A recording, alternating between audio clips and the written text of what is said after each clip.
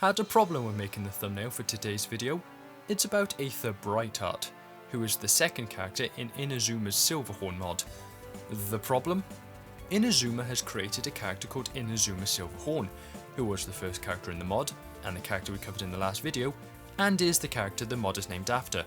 So, I put Silverhorn in the thumbnail with the idea that it would be said between each of the videos, only to find out that not all of the characters are Silverhorns, and it would therefore be incorrect to name them as such. So now I've gone and used Aether's last name as is proper, but now the whole multipath thing makes no sense, and I've stuck a 2 in the background to accommodate for it, but there's no indication of what the 2 is supposed to represent, and the one in the previous video's thumbnail also retroactively appears to make no sense. God forbid what happens in the next video, which will probably be called something like Silverhorn Extras, because to an uneducated onlooker it'll look like the Silverhorn mod skipped a video or something.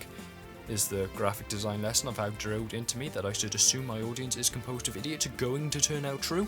Is my graphic design wide brain hugely overthinking this?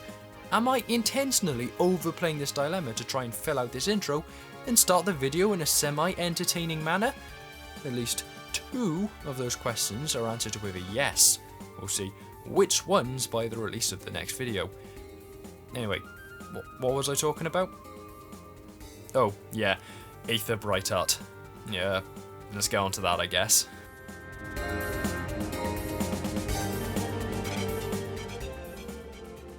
I ended the last video by saying that I preferred Aether over her partner Inazuma, and at the time I wasn't quite sure why that was. Was it her personality? Her design? Her animations? Embarrassingly, it took me only a few minutes into my first full playthrough with her to realise, yes, it's because I'm really bad at this game. Inazuma was a fairly well-balanced speedster who traded verticality for high offense, who was certainly more complex and therefore more powerful than the vanilla roster, yet was still far from what I would call OP. Aether saw this, realised that being balanced would mean effort on her behalf, and promptly decided to arcane rush over Inazuma into this exalted territory of questionable game design. As a so-called meridian of magic, Aether has access to a litany of powerful spells, which makes every conceivable situation into a question with only one answer. Can she reach the Psyop location? Yes. Can she speed through this section of a level? Yes. Can she defeat this boss with incredible ease? Yes. Does this remove the tension that you might fail when trying to do something risky? The mechanic of risk and reward that is the main driving factor of enjoyment in most game genres, especially a platformer such as SRB2? Yes. Do I care about that? No. Regardless of whether or not she snaps the carefully designed levels of SRB2 in half and does the caramel dancing on top, Aether is incredibly fun to play. And there's still a sense that further improvement is possible, if not necessary, by optimizing and mastering her moveset. I shan't go into great detail about Aether's spellcast ability, because it is technically 5 abilities in one, and I want to start making these reviews more than just summarizing their SRB2 methods board page with minor analysis on how they work in practice. Each one is primarily used for one specific purpose, though they all also have some sort of additional thing they can be used for as a bonus. For example, Speed Wave is your speed ability, who'd have guessed that one, but is also an integral part in maximizing your vertical gains when used in tandem with the Arcane Rush, which is itself mostly used for lift but can also be used as a sort of thock. The difficulty with learning Aether, therefore, is learning how to combine your spells for maximum effect, in tandem with the balancing act you'll need to do with their cooldowns. Each ability has a cooldown attached to it that begins once their effect ends, which can range from a few seconds for Sword Ring to 20 seconds for Aura Burst. So, you might want to combine Arcane Rush's vertical boost with Speed Wave's speed to get to a higher ledge, but you'll need to think about whether it's a good idea to use those abilities now, just get maybe 2 to 3 seconds, when you know that a complicated platforming section is immediately after it, and they might be better used there. Or, maybe you're in a boss battle, and you want to use Aura Burst both to get an initial attack in, whilst also getting a free force shield. But, what if you've lost all your rings and need the shield then as a last line of defense, only to realise you have another 15 seconds left before it becomes usable again. Well, I'd be inclined to say skill issue, and the tension isn't as high as it would be in a game with tougher fights, unless you're fighting Facciolo, which is incidentally where this gameplay feature is utilised best. Wow, it's crazy that the custom level and boss fight makes a better use of the abilities of the character it's bundled with than the vanilla levels. Who could have seen that one coming? It's still a neat idea though, and also opens up possibilities for buffs that the mod takes full advantage of when best applicable, rather than making Aether fully powered up from the jump and leaving no room for improvement. Outside of the spellcasting mechanic, Aether is a pretty pared back character, with Inazuma and his league of fellow coders and testers deciding that all of that is enough to think about. Her jump button is usually just a slow glide, with an angle shallow enough that it's borderline a hover. Frankly, if travelling through a level is all you care about and can take or leave aspects like getting the fastest times or maximising your score, you could really just hold fast onto your arcane rush and use that in tandem with a float to glide over, well, everything really, only switching during boss fights to sword rain to deal damage. If that does sound fun to you though, I can also recommend you finish your hearty meal of bread and water and get back to watching paint dry, because you're clearly too boring to be worthy of playing as Aether. For everyone else, we can buff this hover further and transform it into a limited form of flight. It's admittedly not done in a particularly inspired way, effectively acting as Aether's boost mode, but remaining at top speed for long enough, or cheating and using speedwave, will cause this glitter effect and activate Aether's crystal wings. You'll slowly travel upwards for a few seconds, before reverting back to your standard state and floating for the remainder of the time you hold jump. A strange thing here is that you can reach this point, re-enter your flight mode while falling, but then you cannot actually fly again until you reach the ground.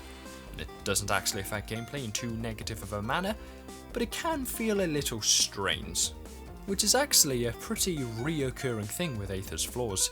Never are they actually that bad, but they can be strange or just a bit of a drag. A noticeable one is that a decision has been made to effectively halt all spellcasting when in certain aerial states, such as the one you enter upon using a spring. Alright, you may say. Basically every ability does the same thing in this situation. What's your point? And indeed, it's fair enough to block you from actually using the spells lest you break out of an important automated section. But why does it need to stop me cycling through the spells? From a programming standpoint, I imagine it'd be hard to separate cycling through the spells from using them to be recognised as different commands, but it just feels bad. It's the sort of QOL change that would make the mod better and would have justified the effort. Silverhorn as a whole is one of the most polished and well-crafted SRB2 mods out there already, so putting in the work to hide the restraints of the foundational game is not exactly out of the team's ballpark. And on a somewhat related note, there's no real best way to actually cycle through your spells. The most vanilla way is to hold spin and input a direction to select a spell, though I imagine the ways that can break up your flow is apparent enough that I don't need to explain them. Plus, I find that because of this, sometimes my spells won't activate, and I'll just open this menu instead. Annoying. The less intrusive and my preferred method is to use the change weapon buttons I've mapped to L1 and R1 to swap between spells without ever opening the spell menu, which is generally faster, easier, and more natural. Plus, it looks better for recordings to not be constantly opening a menu. This still has a flaw though, namely a bizarrely strange order in which it rotates between spells. The order chosen goes Light Ball, Arcane Rush, Sword Rain, Aura Burst, and then Speedwave. I recognise that might actually mean nothing to someone who hasn't played Aether, so let me break down why that's a strange order, to say the least. Light Ball as the default makes sense, as while the ability is nigh useless, it also acts as your access to contextual triggers mapped to spin, transformations, sealed specials, etc. You want to be able to access those easily, so having them at the start of the rotation is best. Arcane Rush next is alright, seeing as it's probably the most versatile ability. I think it would be best to have Speedwave before it, because popping Speedwave to get the maximum benefits of Arcane Rush is a common strategy, but either way around would be alright, as long as I can access both in just a single press of one of the shuffle buttons. So why is Sword Rain and Aura Burst dumped between them? Why would I ever want to pop an Arcane Rust and then go straight into Sword Rain and attack first and foremost, rather than use a Speed Wave? Is the idea that you just use the previous weapon button? Because even that requires 2 taps to get you past the light ball. Maybe I'm just playing differently to the beta testers, so I don't want to say something along the lines of "who even tested this," as that'd be frankly rude. But if those testers recommended this order, they're wrong and I'm right. As such, here's the order I'd go for. Light Ball as an effective null ability, Speed Wave before Arcane Rust to have the main traversal tools next to each other and in the order you most likely want to use them, then Sword Rain due to the minor traversal opportunities it offers, before ending with Aura Burst as it puts the 2 combat abilities next to each other and puts the longest cooldown at the end of the rotation.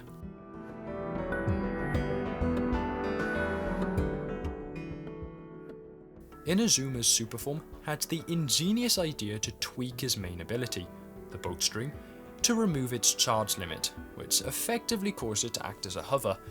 Alongside the usual suite of super buffs, this one change in the decision to go acid green rather than gold yellow helped make him stand out. Therefore, it tracks that Aether would also have more interesting changes than a speed boost and invincibility to make her feel extra powerful. And ooh boy, does Super Aether feel extra powerful! The standard buffs, the warm orange cream colour in Halo alongside remixed effects, and oh yeah, the removal of all cooldowns! It's the easiest slam dunk of a Superform change ever. What was the one thing we added to attempt to balance this conduit of incredible magical power? Without these, there's nothing to stop you from spamming Arcane Rusts indefinitely, while occasionally using a Speed Wave. And that initial bit of strategy you needed to employ to optimize ability uses is completely gone. Aether will take every shortcut without a hit, and she will do it in record time. Joyful. Not to mention she gets a brand new combat spell in the form of Genesis. Meet Holy Retribution upon nearby sinners by calling down lasers from heavens above. Enemies simply never stood a chance. To be honest, it is mostly outclassed by Sword Rain due to the lengthy animation and the fact that it becomes the only ability to have a cooldown, but I'd use it just for the cool factor. A top tier superform, once again better than Inazuma, and by default therefore, much better than a baseline super transformation.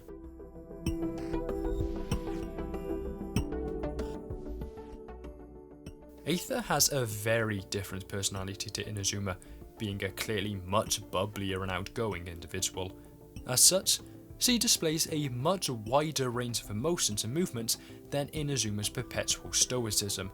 Sometimes he's happy, sometimes he's angry, sometimes he's doing the caramel dancing, and sometimes he's striking a JoJo pose.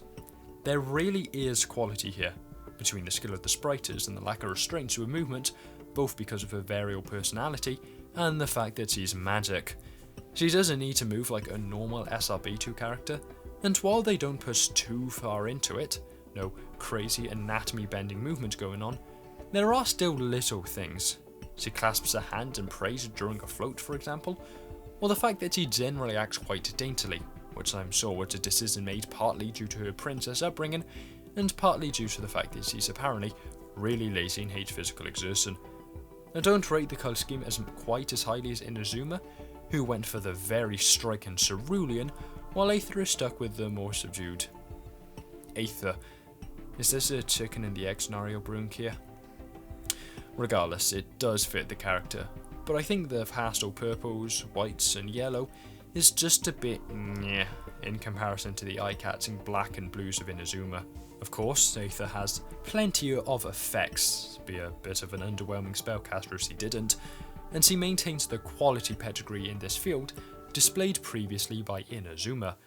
A combination of sprite rim lighting and translucencies made him look like he was constantly brimming with electrical might, whereas Aether's effects are generally reserved for the spells. The most notable one you'll see are the crystal wings, where a pair of giant butterfly wings sprout from her back and flap to help give her some lift.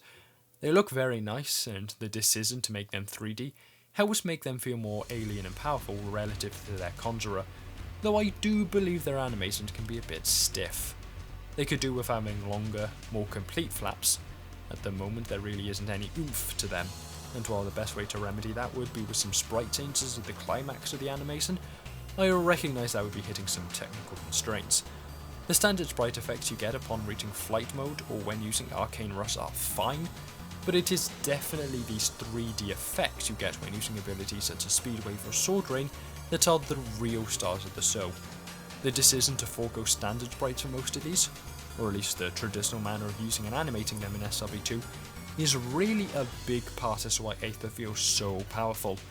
It all feels a bit alien and wrong.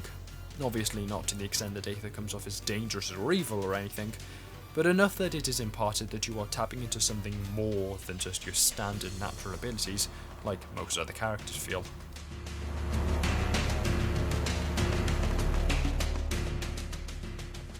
Overall, Aether is, in my opinion, the stronger Silverhorn. Despite being a Brightheart, not a Silverhorn. A uniquely involved moveset that refrains from actually being obtuse and therefore remains approachable. One of the best and most enjoyable superforms I've yet played in this game. Everyone likes breaking the rules, ignoring the mechanics the game has previously set out. And the continuation of a standard of quality sprites set out by her partner Inazuma. There are some minor snags, but the only one I can really see being technically possible to fix is the bizarre order of the spell quick no rotation. As I mentioned earlier, Light Ball, Speed Wave, Arcane Rush, Sword Rain and Aura Burst would be far superior order than the current Light Ball, Arcane Rush, Sword Rain, Aura Burst and Speed Wave.